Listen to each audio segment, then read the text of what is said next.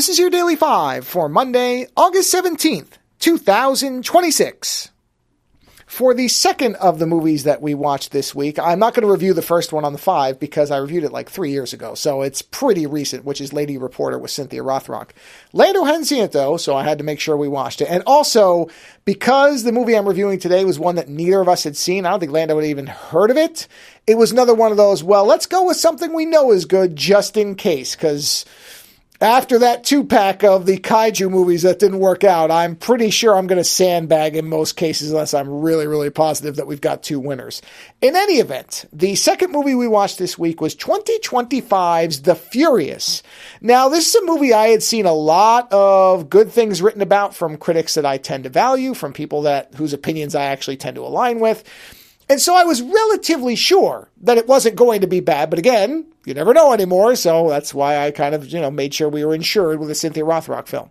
But The Furious is another in what I feel like are a lot lately of, and when I say lately, in the last, 5-10 years, I feel like there have been a lot of movies where the central premise center is around human trafficking.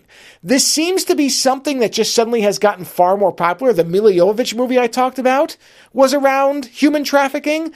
I've watched a number of movies with Len Kabaczynski that were around human trafficking, so it isn't all recent, but it feels like a lot of the modern movies now, or maybe it's just a lot of action movies, are doing human trafficking. It's strange. I don't know if it's a thing that's in the pop culture zeitgeist because of the Pizzagate nonsense and all that, or if people, I guess, have just discovered that human trafficking exists when I'm pretty sure it's been around ever since power dynamic imbalances have existed. But in any event, this is a movie about human trafficking.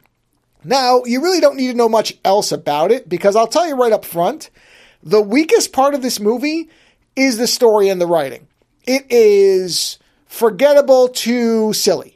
And not silly in the classic Hong Kong way where it's enjoyably goofy, which was Lady Reporter.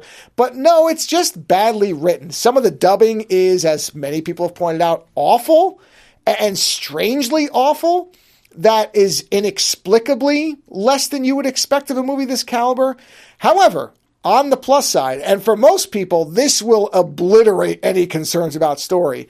This movie has some of the most impeccably choreographed fighting I've seen probably since the 80s and 90s when Cynthia Rothrock was at her prime. This movie is loaded with fight scenes, and this is going to sound strange, but I'd almost say it's overloaded with fight scenes. And that is a bizarre thing for me to say, but I think that at times the fights are so hectic and complex and long that you start to sort of lose the ability to see them, which is a real shame because the fighting in this movie is just amazing. Some of the amount of practice, the amount of thought that's gone into this stuff. If you ever watched some of the Jackie Chan movies and thought about how much planning had to go into some of the set pieces where they were using all these sets and all these props and different things, apply that to just straight up close quarter combat, just tight fighting. People, we lost count.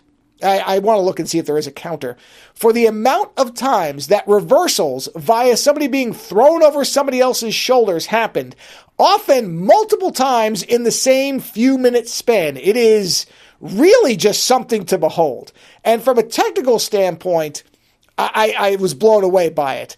Again, my only thing is I think maybe the pacing was a little off in that they packed a lot of fighting often into small stretches where you could start to lose track of who was who, what was going on, and while the camera work was never bad, there was just so much kinetic activity that I don't think most people will be able to keep up with it at points.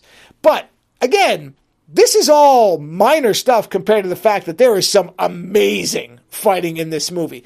And it is easily the thing to recommend it for. The Furious, it is gory. There's a lot of blood, so be aware of that.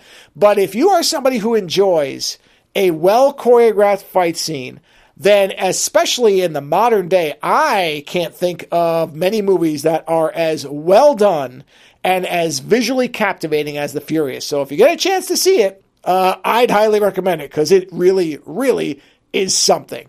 Later.